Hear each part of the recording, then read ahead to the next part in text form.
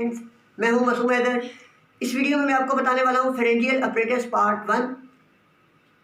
Video start करने से पहले आप मेरे चैनल को सब्सक्राइब कर दें, बेल आइकन को प्रेस करें ताकि मेरी आने वाली नई वीडियोस का नोटिफिकेशन आपको मिल सके। तो फेरेंजियल अपरेटस के बारे में आज मैं आपको बताऊँगा। फर्स्ट पार्ट में मैं आपको इसके स्ट्रक्चर कॉन्टेंट्स के बारे में बताऊँगा और इसके डेरिवेटिव्स कैसे इजी वे में आपने याद रखने हैं और क्लिनिकल जो है नेक्स्ट वीडियोस में मैं आपको बताऊंगा। तो स्टार्ट करते हैं फेरेंजियल अपरेटस। जैसे पूरी बॉडी डेवलप होती है जिसमें बोन्स है, मसल्स है, जॉइंट्स है, इसी तरीके से हेड, फेस और नेक जो है ये भी डेवलप होती है। लेकिन इसकी डेवलपमेंट के लिए जो है एक स्पेशल अपरेटस चाहिए होता है जिसका नाम होता है pharyngeal apparatus.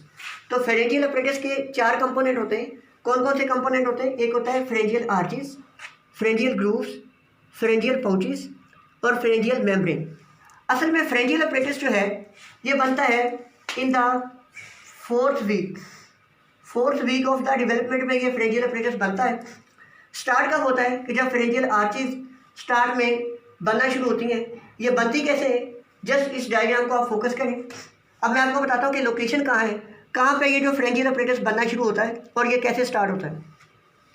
This is the foetus, this is the cranial end और the head, this is pericardial sac, here lies your heart, this is the location of the heart, this is gut, this is allantois and this is the tail fold। अब यहाँ पर जो है head के ऊपर, यहाँ पे ये हेड है, यहाँ पे होगा इसका माउथ। तो माउथ के इर्द गिर्द इस तरीके से आर्चेस बनती हैं।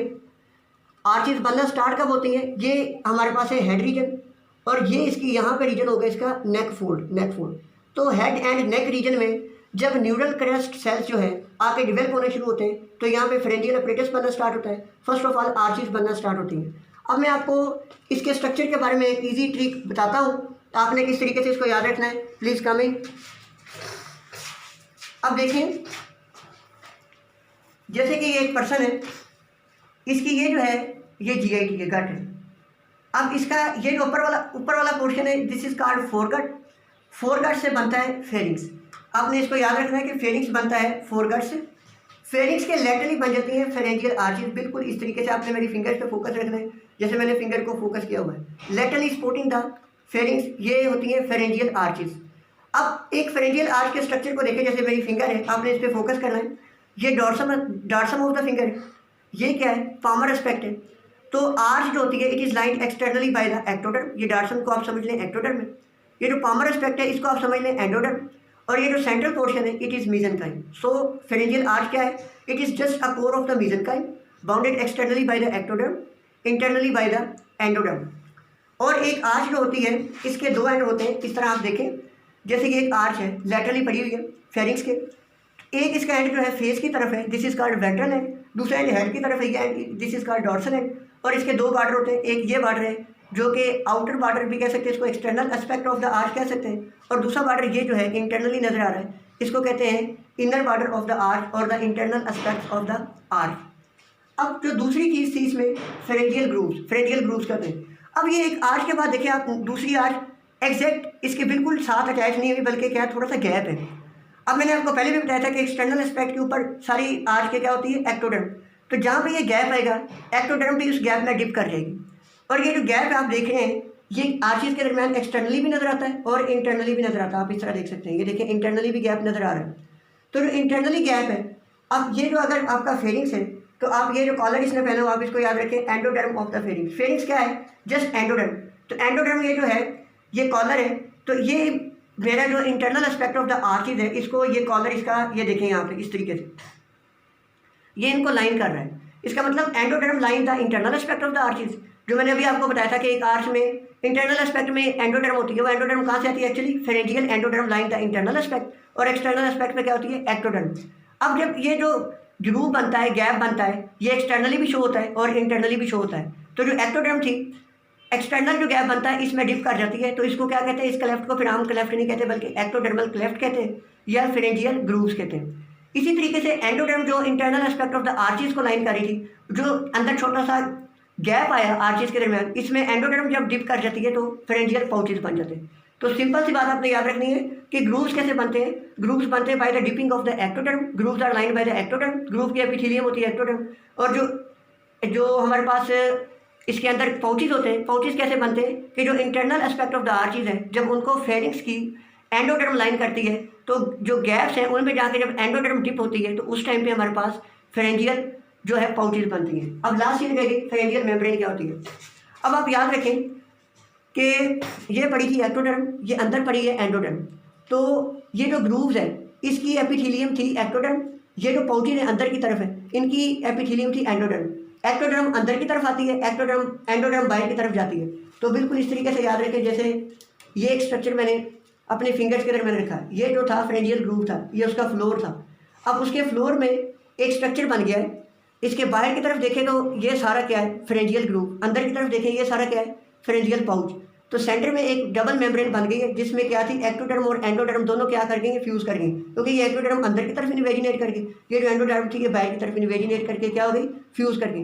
तो ये स्ट्रक्चर क्या है, डबल मेम्ब्रेनस स्ट्रक्चर को कहते हैं फेरेंजियल मेम्ब्रेन। तो अब फेरेंजियल मेम्ब्रेन कितनी होती हैं, अब आर्चीज इस तरह थी तो इनको क्रेनियोकार्डल नंबर में नंबरिंग दी जाती है, 1 2 3 4। इसी तरीके से टोटल 6 आर्चीज थी। जो 2 होती हैं वो एक्सटर्नली नजर नहीं आती, क्योंकि मेरे हैंड में एक्सटर्नली आपको 4 आर्चीज नजर आ रही है, 1 2 3 4। इसको क्रेनियोकार्डली मैंने नंबरिंग दी है। तो इसी तरह 4 ही ग्रुप होते हैं, 1 2 3 और ये 4 ग्रुप होते हैं, 4 आर्चीज होती हैं और 4 ही पाउचेज होते हैं। आपने ये अच्छे से याद रखना है। तो ये सारा internal structure of the arches है जो कि मैंने आपको इजी वे में बता दिया, यू कैन गो। अब हम चलते हैं कुछ इंपॉर्टेंट टर्मिनोलॉजीज की तरफ। ये आपका फेरिंग्स है। अब फेरिंग्स का जो क्रेनियल एंड होता है उस पर फेरिंग्स क्या हो जाता है, थोड़ा सा वाइड हो जाता है, और जो इसका कॉर्डल एंड है उस पर थोड़ा सा ये नैरो होकर किसके साथ कंटिन्यू हो जाता है, विद द इसोफेगस। अब जो वाइड होता है इसका क्रेनियल एंड, उससे क्या बनता है, प्रीमिटिव माउथ। आपने ये टर्मिनोलॉजी याद रखनी, प्रीमिटिव माउथ को क्या कहते हैं, स्टोमोडियम। स्टोमोडियम। तो अब जब भी पूछा जाए स्टोमोडियम क्या होता है, it is the primitive mouth which is formed by the cranial end of the pharynx. लेकिन अभी ये माउथ जो है ये कैविटी ऑफ द फेरिंग्स है सारी। इसके ऊपर क्या होता है, एक डबल मेम्ब्रेनस स्ट्रक्चर है विच इज़ लाइट। ये इनसाइड जो क्या है, ये आपके पास क्या है, एंडोडर्म। और ये बाहर पड़ी हुई है जिसको मैंने ब्लू मार्कर से शो किया है, ये क्या है, ये है एक्टोडर्म। तो ये जो माउथ है it is covered by double membrane. अभी ये क्लोज है माउथ, ये खुला नहीं हुआ। तो ये डबल मेम्ब्रेनस स्ट्रक्चर है, इसको क्या कहते हैं, बकोफेरेंजियल मेम्ब्रेन। इसको कहते हैं बकोफेरेंजियल मेम्ब्रेन। अब 26 डे पे क्या होगा कि बकोफेरेंजियल मेम्ब्रेन रप्चर करेगी और उसकी ये जो एक्टोडर्म है it will become the oral epithelium. ये एक्टोडर्म जो क्या बन जाएगी, ओरल एपिथेलियम बन जाएगी। तो अब चलते हैं इनके कंटेंट्स की तरफ कि ये जो सारे कंपोनेंट्स थे फेरेंजियल अपरेटस के, आर्च, ग्रूव, पाउचेज और मेम्ब्रेन, इनके कंटेंट्स क्या क्या होते हैं और इनसे बनता क्या क्या है वो देखते हैं। तो अब ये मैंने एक आर्च का सेक्शन दिखाया है आपको, बताया था कि arch line externally by the ectoderm. Central core जो रेड कलर से शो की है ये क्या है सारी, ये मेसेनकाइम है। और ये जो इंटरनली क्या line by the endoderm which is actually the endoderm of the pharynx. तो अब होता क्या है, क्योंकि इसके मेसेनकाइम ने मुख्तलिफ चीज़ें बनानी है, जैसे बोन्स बनानी है, ब्लड वेसल्स बनानी है, उसके अलावा क्या बनाना है इसने, उसके ऊपर मसल्स बनाने। तो अब जो मेसेनकाइम है ये डिफरेंट सोर्सेज से आता है। अब होता क्या है, 4th वीक में ये हमारे पास न्यूरो एक्टोडर्म है, ये उससे कुछ सेल्स अलग हो गए थे जिनको हम कहते हैं न्यूरल क्रस्ट सेल्स। ये न्यूरल क्रस्ट सेल्स है। ये हमारे पास क्या था, नोटोकार्ड था। ये न्यूरल क्रस्ट सेल्स माइग्रेट करते हैं और in the mesenchyme of the arch में आ जाते हैं। जब ये यहाँ पे आते हैं तो यहाँ पे ये डिफ्रेंशिएट करते हैं। जब ये डिफ्रेंशिएट करेंगे तो इनसे क्या बनता है, कनेक्टिव टिश्यू, डर्मस और स्मूथ मसल। तो इसका मतलब जो मेसेनकाइम ने कनेक्टिव टिश्यू, डर्मस और स्मूथ मसल बनाया है वो मेसेनकाइम एक्चुअली कहाँ से आया था, it was coming from the neural crest cells. फिर उसके बाद कुछ मेसेनडर्म जो होती है, ये हमारे पास नोटोकार्ड है सेंटर में पड़ा हुआ। इसके बिल्कुल साथ वाली जो हमारे पास मेसोडर्म होती है इसको हम कहते हैं पेरेक्सियल मेसोडर्म। पेरेक्सियल मेसोडर्म का कुछ पार्ट यहाँ पे माइग्रेट करता है in the mesenchyme of the pharyngeal arch. यहाँ पे आके ये डिफ्रेंशिएट करता है। जब ये डिफ्रेंशिएट करता है तो क्या बनाता है, प्राइमोडियम ऑफ द मसल, जो कि इवेंचुअली क्या बना देती है, मसल्स बना देती है। तो इसका मतलब मसल्स कहाँ से बने, पेरेक्सियल मेसोडर्म जो मेसेनकाइम में आके डिफ्रेंशिएट हुआ। और स्मूथ मसल, कनेक्टिव टिश्यू और जो डर्मस कहाँ से बनी, न्यूरल क्रस्ट सेल जब मेसेनकाइम में आके डिफ्रेंशिएट हुए। अब हमने बनानी ब्लड वेसल्स। अब अगर एक ब्लड वेसल का स्ट्रक्चर देखें हम, तो ये एक ब्लड वेसल्स है, इसके अंदर पड़े होते हैं एंडोथीलियल सेल्स। तो हमने एंडोथीलियल सेल्स बनाने। एंडोथीलियल सेल्स कहाँ से आते हैं, ये स्टार्ट में जो primitive type of the endothelial cells होते हैं उनको कहते हैं एंजियोब्लास्ट। एंजियोब्लास्ट के सेल्स, और कुछ ये जो सेंट्रल से हट के साइड वाली मेसोडर्म होती है हमारे पास, इसको कहते हैं lateral plate mesoderm. Lateral plate mesoderm और ये एंजियोब्लास्ट के सेल्स आते हैं, मेसेनकाइम में आकर डिफ्रेंशिएट करते हैं और फाइनली क्या बनाते हैं, एंडोथीलियल सेल्स। तो ये हम इसको समराइज कर दें, एक फेरेंजियल आर्च के कंटेंट क्या क्या हो सकते हैं? It contain a artery, artery is coming from the trunks arteriosus.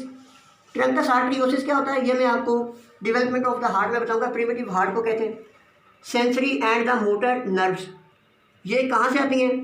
असल में ये कहाँ से बनती हैं? जब आप जानते हैं कि जब ब्रेन बनता है तो ये न्यूरल ट्यूब्स होती है, इसके क्रेनियल एंड पे फोल्डिंग बनती है, इन फोल्ड से बनता है ब्रेन। तो इनके ऊपर न्यूरो एक्टोडर्म होती है, उनसे ये जो बनता है sensory and the motor nerve. और उसके अलावा क्या होता है? कार्टिलेजिनस रॉड होता है। ये कार्टिलेजिनस रॉड बाद में क्या बनाता है? कार्टिलेज भी बनाता है और डिफ्रेंशिएट करके बोन्स भी बना देता है।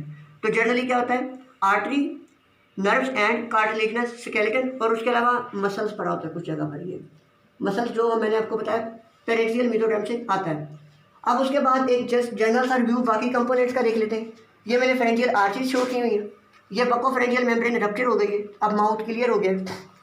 ये आर्चीज है दोनों साइडों पे, मैंने यहाँ पे 1 2 3 4 5 अब इसको शो किया है।